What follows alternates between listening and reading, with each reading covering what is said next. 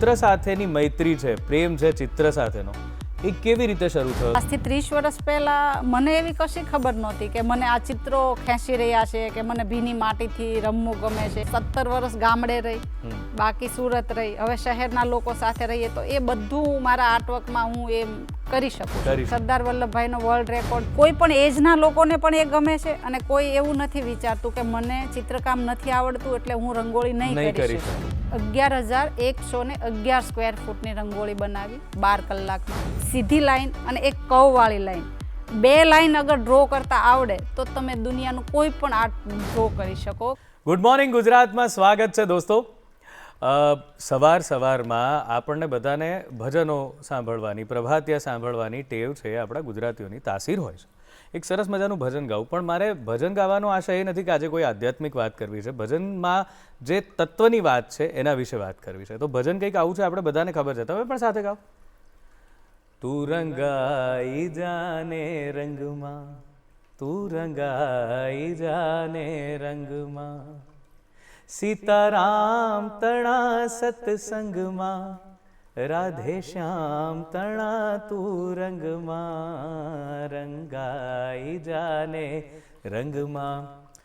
વિચાર કરો દોસ્તો, ભક્તિ કે આધ્યાત્મ કે ઈશ્વર સાથેની વાત કેટલી ઉચ્ચ કોટીની વાત છે, પણ એને આપણે શાનાથી વાત કરીએ છીએ કે ઈશ્વર સાથે તમારું જો તાદાત્મ્ય થાય કે તમે એમાં ખોવાઈ જાઓ તો એને કહેવાય રંગાઈ જવું, કોઈના રંગમાં રંગાઈ જવું. તો આ રંગો, રંગાવવું, ચિત્ર કેટલું મહત્ત્વ છે તમે વિચારો. શું તમને એ ખબર છે કે જ્યારે ભાષાઓ નહોતી શોધાઈ, જ્યારે લોકો બોલતા નહોતા, ત્યારે ગુફાઓની ભીતો પર ચિત્રો દોરતા અને એનાથી પોતાની વાત રજૂ કરતા. તો ચિત્રો તો શબ્દો કરતાં પણ જૂના, ભાષા કરતાં પણ જૂના. આજે પણ કોઈ પણ સંસ્કૃતિ કેવી હતી, શું હતી, એના વિશે જો જાણવું હોય તો તમે એ ભીતો પર દોરેલા ચિત્રોથી જાણો છો કે અચ્છા ત્યારના લોકો આવા કપડાં પહેરતા હતા, ત્યારે આવી વસ્તુઓ હતી, ત્યારે આ વાત હતી, આ નીતિ નિયમો, આ રીતની રિચ્યુઅલ્સ હતી. એ બધું તમે શાના પરથી જાણો છો? ચિત્રો પરથી. ચિત્રો કેટલું અભિન્ન અંગ છે. બીજું, આપણે જે આધ્યાત્મની વાત કરી રંગાઈ જવાની, તો તમે વિચારો કે તમે જ્યારે એક ચિત્ર દોરો છો ત્યારે તમે એટલા બધા એકાગ્ર થઈ જાઓ છો, મનમાંથી બધું જ નીકળી જાય છે. એટલે આપણે જેને એમ કહીએ છીએ ને કે આપણું મગજ ફોકસ થઈ જવું, એકાગ્રતાની ચરમસીમા જ્યારે તમે ચિત્રકામ કરતા હો ત્યારે આવે છે. બહુ અગત્યની વસ્તુ છે ચિત્રો. અને એ ચિત્રો, મેં જે દિવાલ પરના ચિત્રોની વાત કરી, આજે એક એવા જ વ્યક્તિને મળીને વાત કરવી છે કે જે લોકો, જેમણે ચિત્રોની શરૂઆત દિવાલથી જ કરી. ઘરની દિવાલો ચિત્રવા, આપણને બધાને નાનપણમાં એવું હોય છે કે ઘરની દિવાલો પર ચિત્ર કરતા હોઈએ છીએ. અમુક દંગદડા વગરના કરતા હોઈએ છીએ, જેનો કોઈ મતલબ નથી હોતો, પણ અમુક લોકો એ જે ચિત્રો દોરે છે એ ચિત્રો એમના જીવનમાં ફેરવાઈ જાય છે અને જીવનમાં વણાઈ જાય છે અને જીવન જ ચિત્રમય બની જાય છે. બસ આજે એવા જ એક વ્યક્તિને આપણે મળવાનું છે. એમની મજાની વાત એ છે કે લોકો આવી સરસ ચિત્રકળાને વિકસાવવા માટે ફોર્મલ ટ્રેનિંગ લેતા હોય છે, આર્ટ સ્કૂલ્સમાં જતા હોય છે, ભણતા હોય છે, પણ આમનો તો અભ્યાસ જ 10 ધોરણ સુધીનો. અને 10 ધોરણ સુધી ભણ્યા બાદ એવું તો કંઈક કામ કર્યું કે આજે 30,000થી વધુ વિદ્યાર્થીઓને એમણે ભણાવ્યા. વિષય કયો? તો કે ચિત્રકામ કરતાં શીખવાડ્યું. એટલું જ નહીં, પણ 10 ધોરણ ભણેલા આ વ્યક્તિએ એમણે વર્લ્ડ રેકોર્ડ પણ બનાવી દીધો, અને એ પણ શાના થકી? ચિત્ર થકી. તો બસ, તો આજે આપણે એવી જ સરસ મજાની વ્યક્તિને મળવાના છીએ અને આજે ખરેખર ઇન્સ્પાયર પણ થઈશું એમનાથી, અને આજે એમની આ ચિત્રયાત્રાને આપણે માણીશું. તો સ્વાગત કરીએ આપણા સ્ટુડિયોમાં નયના કાતરોડિયા. કેમ છો નયનાબેન? જબરજસ્ત. આજે તો ખૂબ આનંદ. ક્યાં વાત હે. તમે આ જે પહેલાં બોલ્યા જબરજસ્ત. લોકો કેમ છો મજામાં સુધી અટકી જતા હોય છે, પણ તમે જે બોલ્યા છો એ છે જબરજસ્ત. તો નયનાબેન, મને તો ઇન્ટરેસ્ટિંગ વાત એ જ લાગી કે નાનપણમાં આપ ક્યાંથી આવો છો અને આપની આ જે ચિત્ર સાથેની મૈત્રી છે, પ્રેમ છે ચિત્ર સાથેનો, એ કેવી રીતે શરૂ થયો? તો આપના બાળપણને જરા યાદ કરી, આપ ક્યાંથી આવો છો ત્યાંથી. હું ભાવનગર જિલ્લાના ગારિયાધાર તાલુકાના અખતરિયા ગામથી આવું છું. અને મારા બાળપણમાં આજથી 30 વર્ષ પહેલાં મને એવી કશી ખબર નહોતી કે મને આ ચિત્રો ખેંચી રહ્યા છે, કે મને ભીની માટીથી રમવું ગમે છે, કે મારાથી નાની ઉંમરના લોકો સાથે મને સતત રહેવું ગમતું.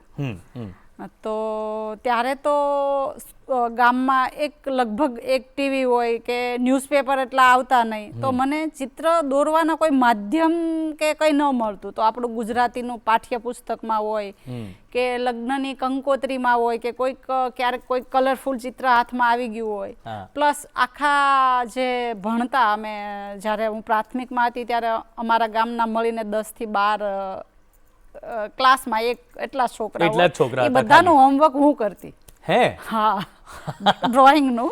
અચ્છા, ડ્રોઈંગ તમે બધા? હા. હું તમને એક નાની વાત કહું, હું જ્યાં સુધી ચિત્ર અને ગણિત મારા માટે બે એટલા જોરદાર જબરજસ્ત, તમે જે શબ્દો આપ્યો ને એવા જબરજસ્ત વિષય હતા કે ગણિત ક્યારે નીકળે એની હું રાહ જોતો હતો, અને ચિત્ર તમારી જે મારી મમ્મીએ જ મને કરી આપ્યું. જ્યાં સુધી ચિત્રનો વિષય ફરજિયાત હતો, એટલે મારા જેવા જે મિત્રો હશે તમારા, જેને તમે ચિત્ર દોરી આપતા હતા. ઓકે, તો એ પછી શું થયું સ્કૂલમાં? પછી તો મેં મારા 6ઠ્ઠા ધોરણમાં મેં પહેલી વાર અમારા બીજા ગામથી કોઈ છોકરી ભણવા આવીને તો એની પાસે સ્કેચ પેન કલર જોયા. તો મને એમ થયું કે એટલું સારું આવું કંઈ આવતું છે કે જેનાથી રંગ પૂરી શકાય. એ પહેલાં તો હું રસોઈ બનાવતા ત્યારે જે કાળી માટી હોય કે ચૂનાનો પથ્થર હોય, કંઈ પણ હોય, એનાથી હું ચિત્ર દોરતી. એટલે ઘરના બધાને એવું થતું કે આ આખો દિવસ લીટોડા ભમોડા જ કરે છે, અને કામ નથી ગમતું કે કરવું નથી, આ કરશે શું એમ. અને ત્યારે મારી પાસે પણ કોઈ જવાબ નહોતો. એક બીજી વસ્તુ એ હતી કે હું કોઈ રસ્તેથી કે ગમે ત્યાંથી પસાર થાવ તો મને એ રસ્તા આખું કલરફુલ બેનર સાથે બધું યાદ રહેતું. એટલે હું એટલું ધ્યાનથી જોતી, તો ત્યારે મને બાળપણમાં શાયદ એવું કહેતા કે આ ધ્યાન બેરી છે એમ. એક વખત બોલાવાથી સાંભળતી નથી. એટલે મને ત્યારે જવાબ નહોતો મારી પાસે કે હું શું જોઈ રહી છું કે હું શું કરી રહી છું. અને 8મા ધોરણમાં મેં પહેલી વાર કેમલના પોસ્ટર કલર મને મળ્યા. તો એ તો મળી ગયા, પણ મને બ્રશ ન મળ્યું. એટલે મેં ત્યારે એ સમયમાં, હા, એ મને કોઈકે આપેલા. તો ત્યારે એ સમયમાં મેં બળદના પૂંછડાને સાઠીકારે વીંટીને બ્રશ બનાવીને કલર પૂરેલો. અને એ કંઈક પૂરતી આવતી દર બુધવારની કે શનિવારની. એમાં આપણે પેલી પાસપોર્ટ ઓફિસમાં જઈ અને મેકલવાની હોય. તો એ બધું તૈયાર કર્યું. પછી ખબર પડી કે એના ઉપર મોટી સાઈઝ હોય તો ટિકિટ લગાવવી પડે. તો એ ટિકિટ ન મળી, તો એ ચિત્ર હજી પણ મારી પાસે છે. તમારી પાસે છે? હા, એ બળદના પૂંછડા વાળું. એટલે હા, પછી તો બધું ધીમે ધીમે, પહેલા તો કલર જોયા જ નહોતા, કારણ કે મારું જ્યાં ગામ હતું ત્યાં કોઈ કલર મળતા જ નહીં. પછી ગારિયાધાર જ્યારે હું 8, 9 ને 10 ધોરણ ભણવા ગઈ તો ત્યાં સ્ટેશનરીમાં કલર મળતા. એ પહેલા તો મેં કલર આવે એ જ નહોતી ખબર કે આવું કઈ મટીરિયલ આવતું હશે એમ. પણ તમને તમારા વખાણ થતા કે સ્કૂલમાં જ્યારે તમે આ બધા મિત્રોને ચિત્ર દોરી આપતા તમારા સહપાઠીઓને, તો સ્કૂલમાં નોંધ લેવાતી? અને હું સ્કૂલમાં હંમેશા બધાથી પહેલા જ હતી. બોર્ડ પર જે કોર્નરમાં પિંક અને બ્લુ ચોકથી થોડું જાજુ જે કાંઈ દોરવાનું હોય એ કંઈ પણ, એ કામ મારું મેન કામ એ હતું કે મને દોરવું ગમતું એમ. પણ ત્યારે મને એવું કશું નહોતું કંઈ ખબર કે આવી રીતે આમાં કંઈ ફાઇન આર્ટ કે એવું કંઈ થતું હશે, કે આમાં ભણાતું હશે, કે લોકો આવું શીખતા હશે. ત્યારે તો કોઈ એવી દુનિયા ગામડા સાથે કનેક્ટ જ નહોતી. ટીવીની એક દુનિયા જોઈતી, તો એ ત્યારે 17-15 વર્ષે તો ખબર જ નહોતી કે આ હકીકત છે કે કોઈ નાટક છે કે કંઈ ખબર જ નહોતી. એ તો ત્યારે હકીકત જ માનતા. જી જી જી. એટલે તમને એ બિલકુલ બહારની દુનિયાથી તમે અજાણ જ હતા. આ તમારો એક શોખ, તમે તમારી રીતે એને ઉછેરી રહ્યા હતા કે ભાઈ આ મારો એક શોખ છે એને હું કરીશ. હું ભીની માટી જોઈ જાઉં તો પણ બધું બનાવવા લાગતી. કંઈ પણ ડ્રો કરવાનું મળે એટલે મને સમય આ તે કંઈ ખબર ભાન જ ના રહે. પણ ઘરવાળા તમને એ કરવા દેતા? એટલે ઘરવાળા કરવા દેતા. બહુ સરસ. નહોતી એ લોકોને ખબર કે આ ચિત્ર દોરે છે તો આની પાછળ આવું હોય. નહોતી મને ખબર કે આની આગળ આવું હોઈ શકે. એટલે એ લોકોની જગ્યાએ એ પણ બરાબર હતા. બિલકુલ બિલકુલ બિલકુલ. પછી 10મા પછી અભ્યાસ રોકાઈ ગયો? 10માના વેકેશન પછી દિવાળીએ મારા મેરેજ થયા. મેરેજ પછી હું ગારિયાધાર મારું સાસરું છે. મેરેજ પછી હું સુરત આવી. સુરત આવ્યા પછી પણ મારું ચિત્ર દોરવાનું આખા દિવસનું ઘરકામ પૂરું થઈ જાય ને, પછી રાત્રે મને સુરત આવી એમ ડ્રોઈંગ ને બધું કલરફુલ બધું દેખાવા લાગ્યું. એટલે મને ડ્રો કરવાનું ને દોરવાનું ઓર મળી ગયું. અને ત્યારે તો મારી સુરત મને બહુ ગામડાથી અલગ લાગતું, તો શહેરમાં આવ્યા પછી મને આમ બધો ડર લાગતો. મારી ભાષા એકદમ કાઠિયાવાડી હતી, પ્લસ મને એવું થતું કે હું આ શેરીમાંથી બીજી શેરીમાં ખોવાઈ જઈશ, તો એવું બધું આમ બહુ એકાએક બધું નવું નવું જોવા મળ્યું. અને મારું ગામડું પણ, હું ગામડામાં રહીશું ને એ પણ મને અત્યારે મારા બધા આર્ટવર્કમાં તમને દેખાશે. એ મને બહુ, મેં એ જે જીવું છે એ હું અત્યારે મારા પેઇન્ટિંગમાં લાવી શકો છો. બિલકુલ બિલકુલ. અને એ બહુ ગમે છે લોકોને જોવું, કારણ કે હવે એ બધું વાતાવરણ જોવા નથી મળતું. ચિત્રોના માધ્યમથી એવું સુંદર ગામડું જોવા મળે તો અત્યારની જનરેશનને પણ એ વસ્તુ ગમે છે.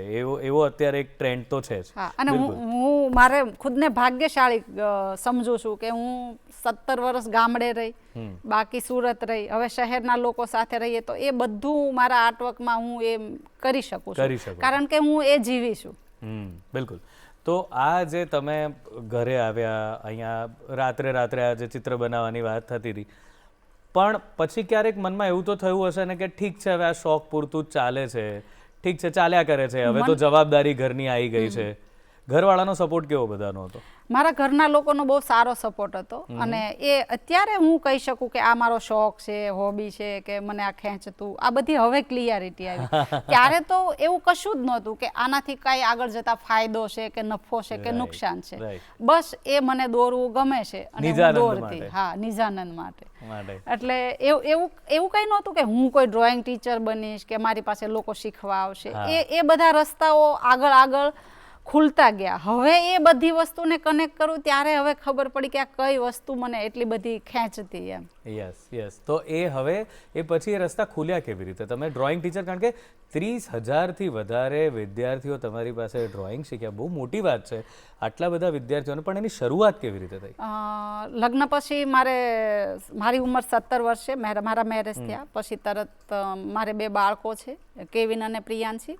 એમાં કેવિન 3જા ધોરણમાં હતો ને ત્યારે એક બેન અમારા બિલ્ડિંગમાં એ કે તમારે આને ડ્રોઈંગનું ટ્યુશન રખાવવું છે. તો મેં કીધું ડ્રોઈંગ એટલે શું? તો કે ચિત્રકામ. અરે, મેં કીધું એ તો મને બહુ ગમે એમ. તો એનું ટ્યુશન હોય? તો એ કે હા, આપણી સોસાયટીમાં જ એક ભાઈ આવે છે સર શીખવવા. તો હું એના પાસે ગઈ, મેં એમને પૂછ્યું, રજૂઆત કરી કે મને ખુદને પણ બહુ ચિત્રો દોરવા ગમે, તો શું તમે મને શીખવી શકો? તો એ કે હું તો એટલા ઉંમરના ને મેં કોઈ દિવસ શીખવું નથી, મારું કામ બાળકોને શીખવવાનું છે. તો એમણે જ મને એક સર સાથે મુલાકાત કરાવી અને મેં ધીમે ધીમે શીખવાનું સ્ટાર્ટ કર્યું. ઓકે. એટલે બેઝિકલી તમને ડ્રોઈંગનો તો આઈડિયા હતો, ચિત્ર કેવી રીતે થાય, પણ એની ટેકનિક, એમાં કયા અલગ અલગ વસ્તુઓ વાપરી શકાય અને કેવી રીતે થાય? કારણ કે જે મારા સર છે ધર્મેશ પટેલ, એમણે માસ્ટર કરેલું અને એમનું લાઈવ સ્કિલ છે વિચારવાની, એ બધી પર્સપેક્ટિવ, એનું પિક્ચર કમ્પોઝિશન બહુ સારું હતું. તો એમને મેં વાત કરી કે મને શીખવું છે. અને એ સમયમાં મારા ઘરની આવક 6,500 હતી મહિનાની. તો મેં પૂછ્યું સરને કે કઈ રીતે ફી ને એવું બધું હોય એમ. તો સર એવું કીધું કે મહિનાની 700. તો ઘરે રજૂઆત કરી એટલે 6,000માંથી તો એ કે તું શું કરીશ એમ, એવડી મોટી થઈને તું ડ્રોઈંગ શીખવા જઈને તું કરવાની છો હું એમ, તને શું કામ લાગશે એમ. પછી કન્ટિન્યુ 2-3 દિવસ પૂછ્યું. તો એક દિવસ પતિદેવે સવારે કીધું કે એ જા, તું ત્યાં સુધી સમજીશ તો નહીં ને. તો એને જે જા કીધું ને એને મને અહીંયા પહોંચાડી દીધી. વાહ. હા, એટલે એ સ્વભાવ તો ખરો જ તમારો, બ્રશ ના મળે તો બળદના પૂંછડાથી બ્રશ બનાવી દેવો. અને એને એમ હતું, એને એ ખાતરી હતી કે આ નહીં મેં કે એમ, કારણ કે એને મને દોરતા જોઈ છે કે આ એક ધારું સાઈડમાં બીજું કંઈ ને કંઈ આવું મથતી જ હોય છે. નહીતર અમે કાઠિયાવાડી, એટલે 25 વર્ષ પહેલાં તો અમે જે સમાજમાં કે એરિયામાં રહીએ ને ત્યાં એવું ફિક્સ જ હતું કે અગર ઘરમાં કોઈને આવકની કે એવી કાંઈ જરૂરિયાત હોય તો એ લોકો સિલાઈ કામ છે, પાર્લર છે કે એવું કાંઈ કરતા. બાકી તો એ એવું કહેતા કે કાંઈ નહીં, ઘરે રોટલા ઘડીને દો એટલે બસ છે, બીજું કાંઈ તમારે કરવું નથી, એવું જ કહેતા. અને મેં જ્યારે સ્ટાર્ટ કર્યું ત્યારે 100માંથી 5 લેડીઝ કદાચ કંઈ કરતી હોય તો. બાકી સારું સારું ભણેલી લેડીઝ ત્યારે ઘરમાં જ તે ગૃહિણી તરીકે રહેતા. એ સમયમાં મેં સ્ટાર્ટ મને કરવા દીધું એ મારા માટે ગર્વની વાત છે. પણ એ મારી રોજની ધગશ અને લગન એ લોકોને એવું જ હતું, પણ એ આ મહેનત જોઈને એને થયું કે આપણે કરવા દેવું જોઈએ. બિલકુલ. તો પછી આપે શીખવાનું આ તો શરૂ કર્યું, પણ શીખવાડવાનું કેવી રીતે અને ક્યારથી શરૂ કર્યું? મેં જ્યારે સરને મળવા ગઈ ત્યારે જ મેં રજૂઆતમાં કીધું હતું કે મને પણ આવું શીખવું છે અને લોકોને શીખવાડવું છે. અગર આ શીખી શકાતું હોય ને શીખવાડવું. કારણ કે જ્યારે મારું બાળપણ હતું ને ત્યારે હું શેરીના જે બાળકો છે એ બધાને આમ ચોક કે એવું કરીને મને ભણાવવું બહુ ગમતું. એટલે ત્યારે તો ટીચર તો શબ્દ ન વાપરતા, પણ મેડમ કે શિક્ષક કે બેન એવું કહેતા, તો મને એમ થતું કે હું લોકોને ભણાવું એમ. એટલે મને શીખવવું વધારે ગમે એમ. અને શીખતા શીખતા મને શીખવાડતા આવડી ગયું. વાહ. અને મારા સ્ટુડન્ટ છે એ મારા ગુરુ છે કે શિક્ષક એ હજી મને આજ સુધી નથી ખબર પડી. અમે ક્લાસમાં મને બહુ બધું નવી પેઢી પાસેથી આજની તારીખ સુધી શીખવા મળ્યું. અને મારા માટે એ આનંદની વાત છે કે મારી ઉંમર ગમે એટલી થાય, મને બાળપણમાં મારથી નાની એજના લોકો સાથે રહેવું ગમતું. તો હવે હું ગમે એટલા વર્ષ જીવું, મારે હંમેશા મારી નાની પેઢી સાથે જ રહેવાનું. એટલે મને જે જોતું હતું એ પછી મેં આ બધી બુકો વાંચી કે એ બધું, ત્યારે ખબર પડી કે આ ઇનડાયરેક્ટ બધું મળી ગયું. અત્યારે તો આપણે બધું એવું કહેતા હોય કે સિગરેટ આ તે, પણ ત્યારે તો એવી કઈ ખબર નહોતી. પણ એ જે મેં બાળપણમાં વિચાર્યું હતું ને એ બધું મને રાઉન્ડ થઈને પાછું મળ્યું એમ. મેં કાંઈ એવી કલ્પના નહોતી કરી કે મારું આવું હોય અને આવી રીતે કરાય અને આમ કરાય. એ ઓટોમેટિક બધું થતું ગયું અને હજી થતું જ જાય. વાહ. એટલે પેલું કહે છે ને કે કોઈ વસ્તુને દિલથી ચાહો તો આખું યુનિવર્સ એને તમારા સુધી પહોંચાડવા માટે મદદ કરતું હોય છે. બસ ચાહવાની વાર હોય છે દિલથી. તો આપણે અહીં સુધી પહોંચ્યા છે કે પોતે શીખ્યા અને શીખવાડવાનું શરૂ કેવી રીતે કર્યું. હવે આપણે વર્લ્ડ રેકોર્ડ સુધી જવાનું છે મિત્રો, એમણે જે બનાવ્યો છે. બસ અત્યારે સમય છે વિરામનો, તો વિરામને પેલે પાર મળીએ અને વાતો કરીએ. લઈએ એક વિરામ.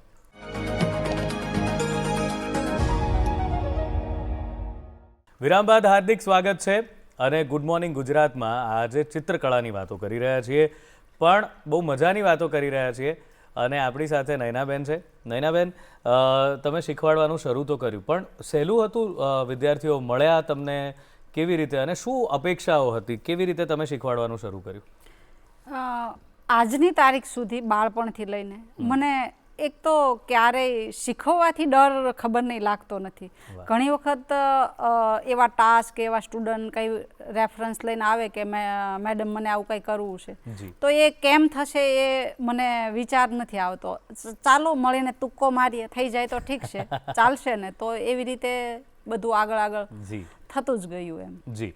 તો બે પ્રકારના આવતા હશે. એક તો એવા કે જે સ્કૂલમાં ચિત્રનો વિષય છે એટલે ચિત્ર શીખવું છે, અને એક તમારા જેવા કે જેને આગળ પડતું ચિત્રમાં રસ છે અને ચિત્રને જીવનમાં કંઈક એનું સ્થાન થાય એવું ચિત્ર શીખવું છે.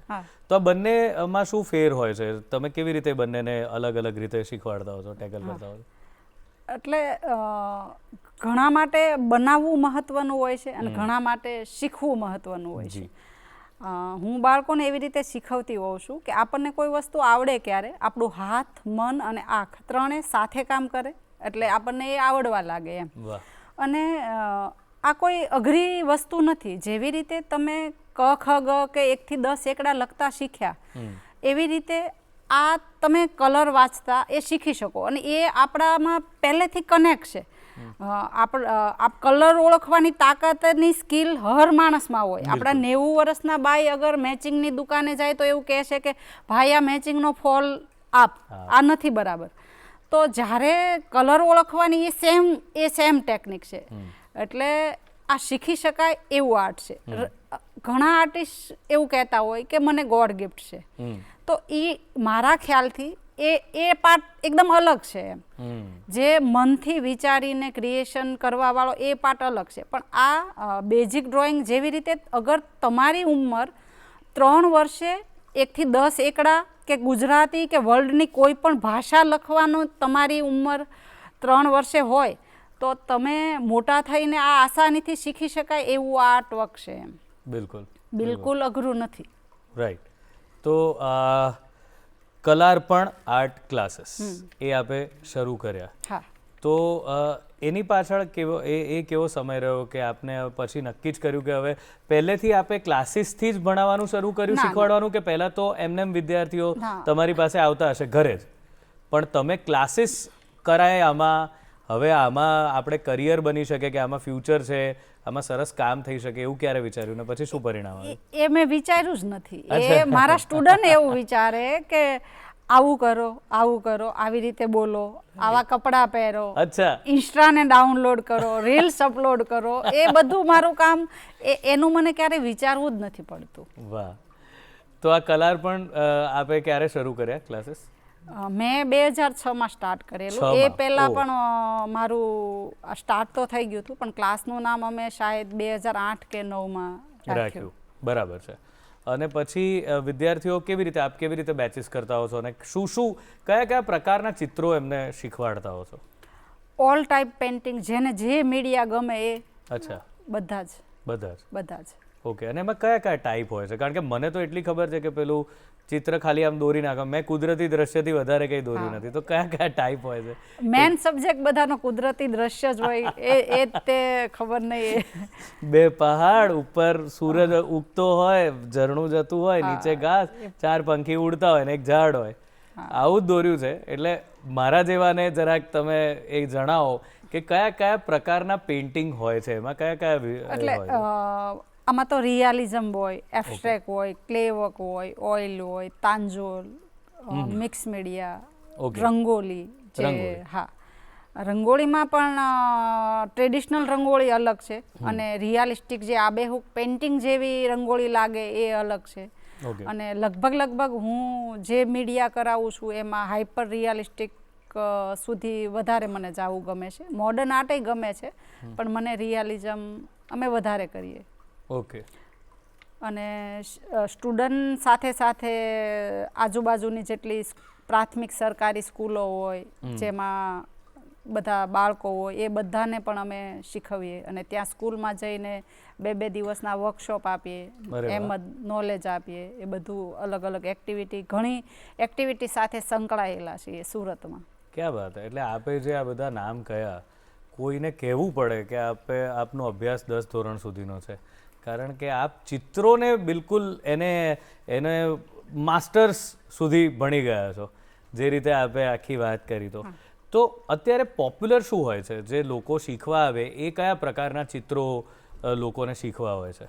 અત્યારે ચારકોલ, બ્લેક એન્ડ વ્હાઇટ, જે લોકો વધારે શીખવા માંગે છે, અને રંગોળી પર બધાનું આજકાલ વધારે, કારણ કે એ બધાને ઘર સજાવવા માટે અને રંગોળીની એક ખાસિયત એ છે કે કોઈને ડ્રોઈંગ, ચિત્રકામ શીખવા માટે હર માણસ એવું વિચારે છે કે મને આવડે છે તો હું જાઉં, અથવા મને નથી ગમતું. અને રંગોળી માટે કોઈ પણ એજના લોકોને પણ એ ગમે છે, અને કોઈ એવું નથી વિચારતું કે મને ચિત્રકામ નથી આવડતું એટલે હું રંગોળી નહીં કરી શકું. એ બે સેમ જ પાર્ટ છે, પણ રંગોળી બધાને વધારે ગમે છે, કારણ કે આપણી સંસ્કૃતિ સાથે સંકળાયેલી વસ્તુ છે. ટ્રેડિશનલ છે, દિવાળીમાં આપણે કરતા જ હોઈએ છીએ, મોટા ભાગે શુભ પ્રસંગે પણ કરતા જ હોઈએ છીએ. બિલકુલ. તો મહેંદી પણ એમાં જ ગણી શકાય?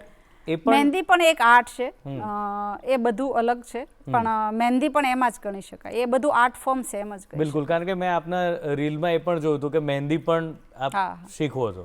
મહેંદી, એનોટ્રોમી, બધું જ. ક્યાં વાત. તો આ જે વિદ્યાર્થીઓ છે, એજ ગ્રુપ કયું હોય છે? બધા સ્કૂલ ને કોલેજના વિદ્યાર્થીઓ છે? મારી પાસે હાલમાં 3 વર્ષથી લઈ અને છેલ્લે ભક્તિબેન છે, 82 વર્ષના. જેમણે 50 થી 45 વર્ષ પહેલા એમની બધી સંગ્રહ કરી રાખેલો કે હું મેરેજ પછી આવું કંઈ આર્ટવર્ક બનાવીશ, જે એ વર્ષોથી બુકના પેજમાં સાચવી રાખેલું.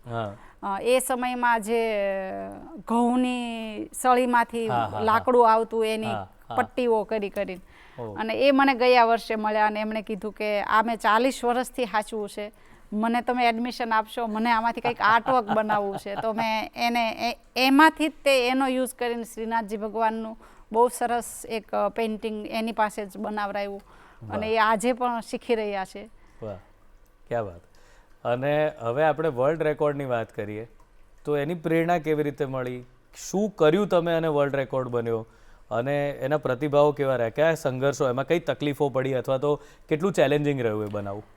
વર્લ્ડ રેકોર્ડમાં સુરતમાં કોઈ પણ સામાજિક અને રાષ્ટ્રીય બે કામ હોય, કંઈ પણ ઉત્સવ હોય, તો અમે એવું ક્યારેય નથી વિચાર્યું કે અમારી પાસે ટાઈમ નથી અથવા તો ત્યાંથી કોઈ ચાર્જ કે એવું નથી આપે એમ તો અમારે રંગોળી નથી બનાવવી. અચ્છા. અમારું દિવસનું આખું ટાઈમ ટેબલ પેક હોય એટલે અમે રાત્રે જમીને 10 વાગે એ સ્થળે પહોંચી જઈએ, 5 વાગે ત્યાં રંગોળી કરીએ. અને એ આજની તારીખ સુધી અમારું સુરત હજી શરૂ છે અને એનાથી અમે એનો અમે અભ્યાસ સમજીએ છીએ. એ જોઈને અમને પહેલાં સ્ટેચ્યુ ઓફ યુનિટી થી અમને ત્યાંથી આવ્યું કે તમે અહીંયા રંગોળી બનાવવા માટે આવો. તમે પહેલા સ્ટેચ્યુ ઓફ યુનિટી ગયા? હા, ત્યાં બનાવી રંગોળી. અને પછી સરદાર વલ્લભભાઈનો વર્લ્ડ રેકોર્ડ ત્યાંથી તમારું ઓટોમેટિક એ લોકોએ જ કે આપણે આ વર્લ્ડ રેકોર્ડ કેટલી મોટી, કઈ સાઈઝની રંગોળી હતી ત્યાં? કારણ કે આટલી મોટી જગ્યા છે તો તમે કેટલી સાઈઝની બનાવેલી? 80 ફૂટ હાઈટ હતી અને 40 ફૂટ પહોળાઈ હતી. સરદાર વલ્લભભાઈનું જે સ્ટેચ્યુ ઓફ યુનિટીનું જે મેન મૂર્તિ છે ને એ જ બનાવેલી અમે. વાહ વાહ વાહ. હા. અને પછી આપના આ જે વર્લ્ડ રેકોર્ડ આપે હમણાં જે બનાવ્યો રામ ભગવાનનું બનાવેલું ચિત્ર, એ સુરત એક નિમિષા પારેખ અને મોટા મંદિરવાળા, યુવક મંદિરવાળા છે, એમણે કીધું કે આપણે ચાલો બધા મળીને બનાવીએ. તો એ અમે 11,111 સ્ક્વેર ફૂટની રંગોળી બનાવી 12 કલાકમાં, રિયાલિસ્ટિક. અને એમાં અમે એશિયા બુક અને ગોલ્ડન બુક વર્લ્ડ રેકોર્ડ કર્યો. આપના વિદ્યાર્થીઓને આપે ભેગા મળીને બધા તમારા જ વિદ્યાર્થીઓ હતા? બધા. વાહ. અને આ તો કેવું છે કે કોઈ એક કે બે વ્યક્તિથી થતું ન હોય એવું જ છે, એટલે આ તો સાથ મળીને તે બધું. બિલકુલ. 11,000 સ્ક્વેર ફીટની તમે વાત કરી રહ્યા છો. 12 કલાક. અને 12 કલાકમાં તો એ 12 કલાક કેવા રહ્યા? કારણ કે સુરતમાં પણ આવી વાત પહેલી વાર થઈ હશે કે આવી રીતે કોઈ, અને આખો માહોલ પણ આઈ થિંક આ તમે જ્યારે રામ મંદિરની સ્થાપના જ્યારે હમણાં કર્યો જીર્ણોદ્ધાર ત્યાર વખતની વાત કરી રહ્યા છો, 2024ની વાત કરો છો? બિલકુલ. તો એ 2024માં તો આમ પણ માહોલ આખા દેશમાં સરસ હતો. આમ સ્ટુડન્ટને આમ નશો લીધો હોય ને એવી રીતે. સવારે અમે મોર્નિંગમાં 5 વાગે શરૂ કરેલી. અમે એવું વિચાર્યું કે બપોરે આપણે 2 કલાક બ્રેક લેશું.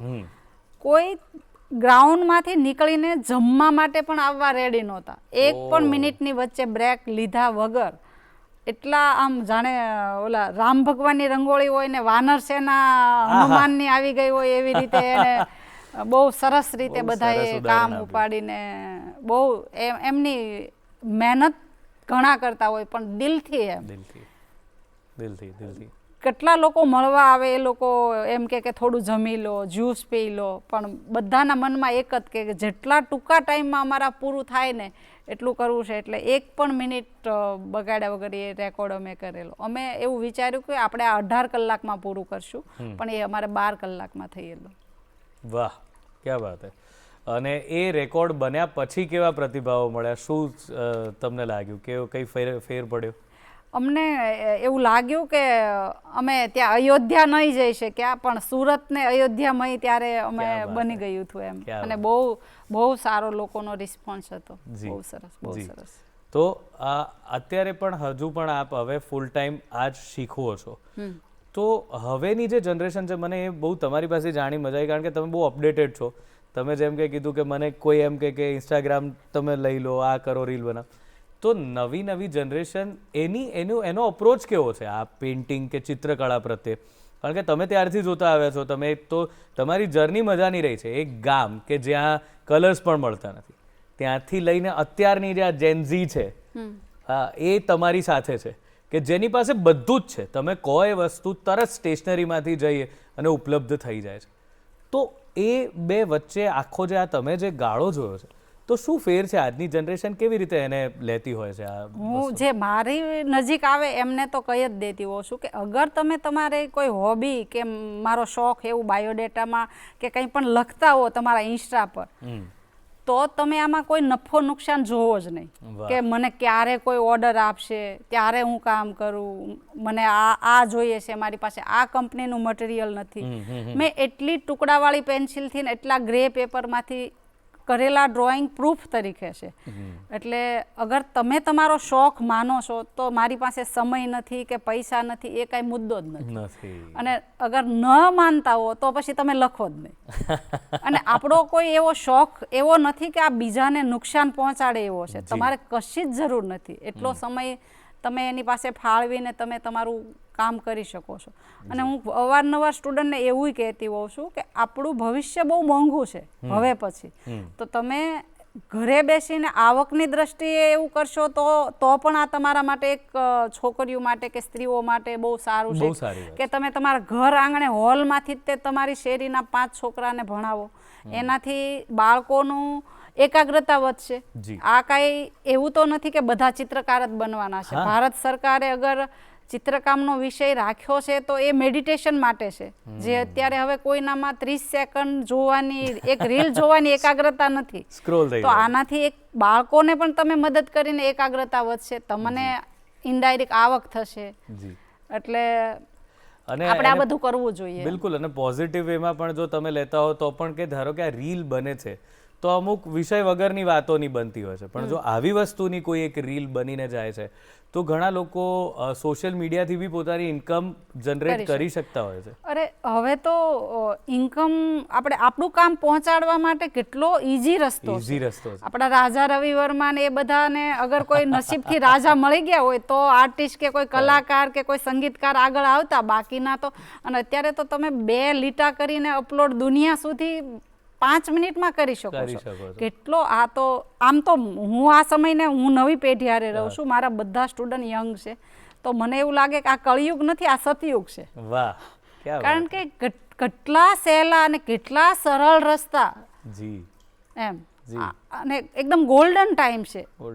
કોઈ વસ્તુની કમી નથી એમ. તો આ બહુ સારો વે છે. અને જ્યાં આપણને પહોંચતા 15 વર્ષ કે 10 વર્ષ લાગે ત્યાં તમને 15 મહિનાની જરૂર નથી, અગર તમારી મહેનત હોય તો. બિલકુલ બિલકુલ સાચી વાત છે. એટલે હવે વાત જે એમણે કરી નયનાબેને બહુ સરસ છે કે તમે તમારો જોવાનો નજરિયો શું છે, અડધો ગ્લાસ ખાલી છે કે ભરેલો છે એ તમે જોઈ શકો છો. એટલે અત્યારનો સમય સારો છે કારણ કે જો તમારામાં કોઈ આવડત છે અને આવા કોઈ ગુરુ ટીચર તમારી પાસે છે તો તમે તમારી આવડતને કેટલી સરળતાથી લોકો સુધી પહોંચાડી શકો છો. અને અગત્યની વાત એ છે કે ઇન્ટરેક્શન થાય છે, તરત જવાબ પણ મળે છે. કમેન્ટ્સ કે લાઈક કે શેર્સથી તમને ખબર પણ પડે છે કે આ જે મેં કર્યું એ કેટલું યોગ્ય છે, કેટલું ગમી રહ્યું છે. આવું કામ ફરી કરવું કે પછી પેલું કર્યું હતું એને વધારે પ્રતિભાવ સારો મળ્યો છે તો એ કામ ફરી કરવું, તો એ પણ થઈ રહ્યું છે. હવે આગળ શું કરવાનું વિચારી રહ્યા છો નયનાબેન? આગળ તો હવે દીકરાના મેરેજ કરી અને અત્યાર સુધી મેં 20 વર્ષ સુધી લોકોને શીખવાડ્યું છે. પણ મારી અંદર પણ એક મારું ઓન ક્રિએશન પર હું જવા માંગુ છું ધીમે ધીમે, કે હવે મારા સ્ટુડન્ટ બધાને શીખવશે અને હું ધીમે ધીમે તમારે જે કરવું છે, તમારે જે એઝ એન આર્ટિસ્ટ કરવું છે, એઝ અ ટીચર નહીં. હા, હવે એ કરવું છે. મને હવે સ્ટુડન્ટ થવું છે, હવે મને શીખવું છે. વાહ વાહ વાહ. અત્યાર સુધી લોકોને શીખવાડ્યું પણ હવે મને શીખવાનું સ્ટાર્ટ કરવું છે અને એ આ 1-2 વર્ષમાં સ્ટાર્ટ કરી દેવું છે. એમ મારું શરૂ જ હોય છે પણ ઓબ્ઝર્વેશન એકથી સ્ટાર્ટ કરવું છે. અરે વાહ, ક્યા વાત હે. બહુ જ સારી વાત છે. મને જો ખરેખર આપણા મિત્રોને એવું હોય કે ઘણા બધાને એવું હોય છે કે ચિત્ર દોરતા નથી આવડતું, ઘણાને ફોબિયા. મને પોતાને એવું થાય કે હું એક સીધી લીટી બી દોરવા જઈશ ને તો આડી જ થઈ જશે.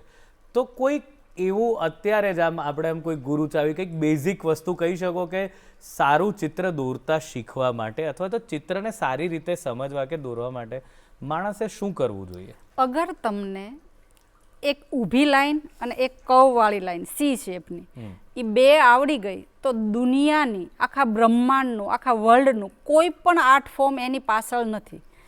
આ 2 લાઈન છે, એમાંથી સ્ક્વેર બન્યું, એમાંથી ટ્રેંગલ બન્યું, એક હાફ રાઉન્ડ જોઈન્ટ કરીને એમાંથી સર્કલ બન્યું. એટલે આપણે એવું માનીએ છીએ કે ડ્રોઈંગ અલગ છે. બાકી અગર તમને એક સીધી લાઈન અને એક કર્વવાળી લાઈન 2 લાઈન અગર ડ્રો કરતા આવડે તો તમે દુનિયાનું કોઈ પણ આર્ટ ડ્રો કરી શકો, કે એ ડમી બનાવી શકો. કોઈ પણ આકારમાં એ 2 લાઈન જોવાનો પ્રયાસ કરતા શીખવું એટલે શીખી જવું. શું વાત છે. એ તો ખબર નહીં એ ક્યાંથી આવી ગયું કે ડ્રોઈંગ આપણે કેમ આપણે નાના હતા ત્યારે આપણને ફરજિયાત થઈ ગયું કે તમે ગમે એવા ભગા હો પણ તમારે 1 થી 10 એકડા તો શીખવા જ પડશે. ટીચરે મમ્મીએ મારીને 6 મહિનામાં શીખવાડી દીધા. આપણા માટે ડ્રોઈંગ ફરજિયાત નહોતું, જેવી રીતે આપણે ચાલતા શીખવું આપણા માટે ફરજિયાત હતું, એટલે આપણે પડતા તો એ લોકોએ શીખવાડી દીધા, પણ તરતા શીખવું ફરજિયાત નહોતું, એટલે એ નહીં આવડ્યું. એવી જ રીતે આપણે ડ્રોઈંગને સાઈડ કરી દીધું. બાકી એટલું સહેલું છે ને કે મેં કીધું ને કે 3 વર્ષે અગર તમે એટલા અઘરા કરશું, રાઇટિંગ લખી શકો, તો તમને એ 3 વર્ષે બોટ દોરતા નથી આવડતી, કારણ કે એ ફરજિયાત નથી. અને શીખવામાં કાં તો હાથને પહેલાં શીખવવાનું હોય કાં મનને. આપણે બાળક હોઈએ ત્યારે આપણે હાથને પહેલાં શીખવીએ છીએ. અગર કોઈ આપણા હાથને શીખવીએ એ વસ્તુ તમને 100 વાર કરવી પડે. અગર કોઈ વસ્તુ તમારા મનને શીખવાડો તો એ તમારે 5 કે 10 વાર કરવી પડે. તો આપણે હવે 5 થી 10 વાર કરવાવાળી ટેકનિક પર આવી શકીએ ને. ક્યાં વાત છે. આપણે મોટી આપણે કાંઈ બાળકો તો નથી, નાના બાળકોને આપણે ક્યારે એવું કીધું કે મગજ ચલાવો, આપણે એવું કહેવામાં આવે કે મગજ ચલાવો, એટલે આપણે મનને શીખવવાનું છે અને બહુ સહેલું છે. મને એવું લાગે છે કે તમે આ ચિત્રકળા તો કરજો જ આગળ જતા, પણ થોડા પુસ્તકો કે એવું કંઈ પણ લખજો, કારણ કે તમે જે રીતે વાત સમજાવો છો એ બહુ સરળતાથી સમજાઈ જાય એવી વાત છે. અને બહુ જ કેટલી લોજિકલ વાત તમે કરી કે જે વસ્તુને તમે એવું કહો કે આ વસ્તુ જરૂરી છે એ વસ્તુ આવડી જ જતી હોય છે ગમે તે રીતે, પણ તમે એની જરૂરિયાત જ નથી બતાવતા તો નથી આવડતી. બીજું મનને તમે જે વાત કરી ટ્રેન કરવાની, એ બહુ અદ્ભુત વાત છે દોસ્તો, કે આપણે ખોટી જગ્યાએ પ્રયાસ કરીએ છીએ અને પછી કહીએ છીએ કે બહુ મહેનત છે આમાં. તો આપણે કેમ ઓલા ન આવડે તો ઘડિયા 10 વાર 20 વાર લખવા દઈ દીધા હતા, આવડ્યા જ નહોતા, ત્યારે ટીચર આપણે કહેતા જ તે કે મગજથી યાદ રાખો, પણ આપણે એ બેસતું નહીં. એટલે આ ફંડામેન્ટલ છે, આ ટેકનિક છે, આ શીખી શકાય એવું આર્ટવર્ક છે. બહુ આનંદ આવ્યો નયનાબેન તમારી સાથે વાત કરીને, કારણ કે આમાં તો ચિત્રકળાની તો વાત થઈ જ, પણ જીવનમાં અપ્રોચ કેવો રાખો તમારે કોઈ પણ કામને કરવા કે શીખવાનો, એની પણ આજે તો વાત થઈ ગઈ અને તમે બહુ સરળતાથી સમજાવી દીધું. એટલે હું તો એવું માનતો જ નથી કે તમે કઈ જગ્યાએથી આવો છો, કેટલી નાની જગ્યા છે કે કેટલી અભાવોવાળી જગ્યા છે કે ત્યાં શું છે, એ બધું કંઈ જ મેટર કરતું જ નથી. જો તમારામાં તમે કીધું ને કે પેલું લખો જ નહીં કાં તો તમારામાં કે મને આનો શોખ છે, જો શોખ છે તો એને પોષતા શીખો, અને જો એને પોષો છો તો એને બીજાને આપતા શીખો. અગર મારો શોખ, મારી પાસે કોઈ રસ્તો નહોતો, એ સમયમાં 30 વર્ષ પહેલા પૂરો થયો હોય તો અત્યારે તો હર કોઈનો થાવો જ જોઈએ. ક્યાં વાત, વાહ.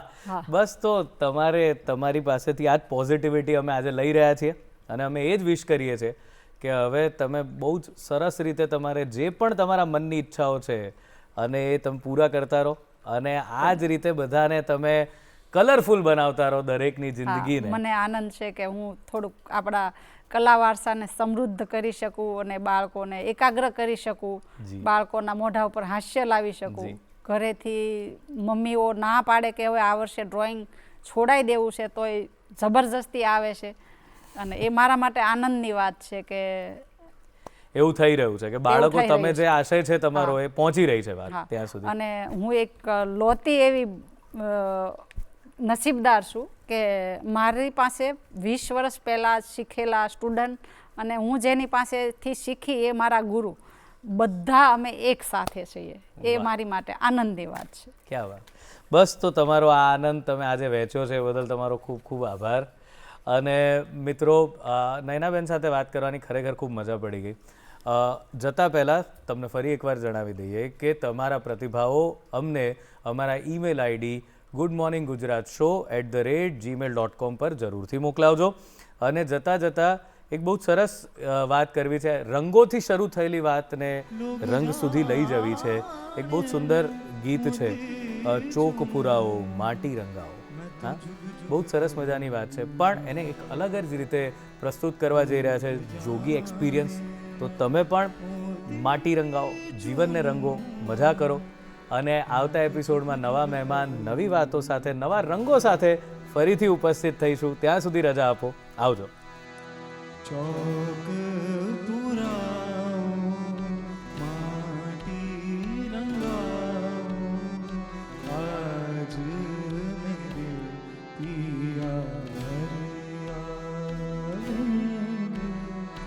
आज मेरे पिया खबर सुनाऊं जो, खुशियाँ बताऊं जो, आज मेरे पिया घर आएंगे, आज मेरे पिया घर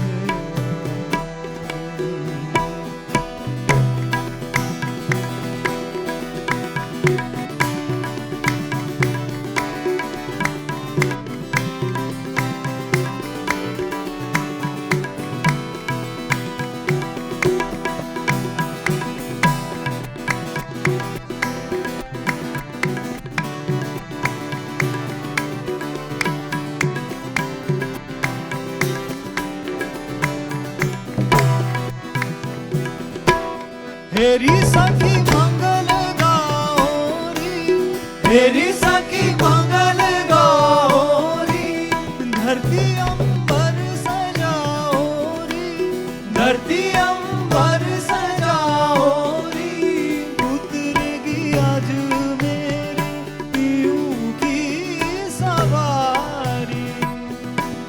हेरे कोई काजल लाओरी, मोहे काला टीका लगाओरी, उनकी छब से दिखूं मैं तो प्यारी। लक्ष्मी जीवारो नजर उतारो, आज मेरे पिया घर आएंगे, आज मेरे पिया घर आएंगे।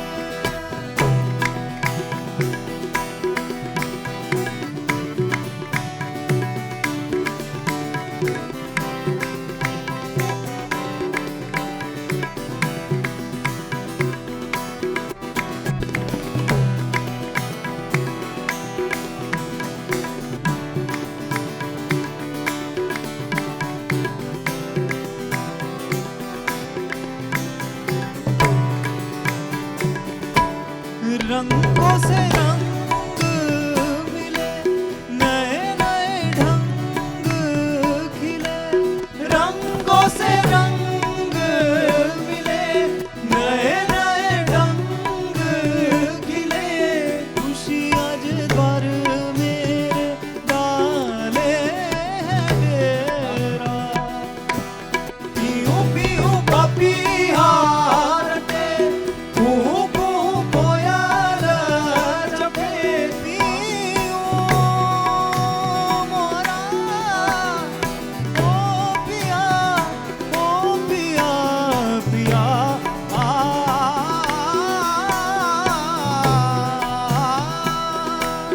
पीहू पीहू पपीहा रटे, कुहू कुहू कोयल जपे, आंगन आंगन है परियों ने घेरा, अनहद नाद बजाओ री सबने, अनहद नाद बजाओ री सबने, अनहद नाद नी बम गम रे सा सा सा, अनहद नाद बजाओ री सबने, अनहद नाद सब म गम रे सा सा सा, अनहद नाद बजाओ री सबने, अनहद नाद रे रे रे रे रे सा नी सा नी बम गम रे सा सा गा सा गा मा गा सा सा नी सा नी नी बम ब गा मा ब गा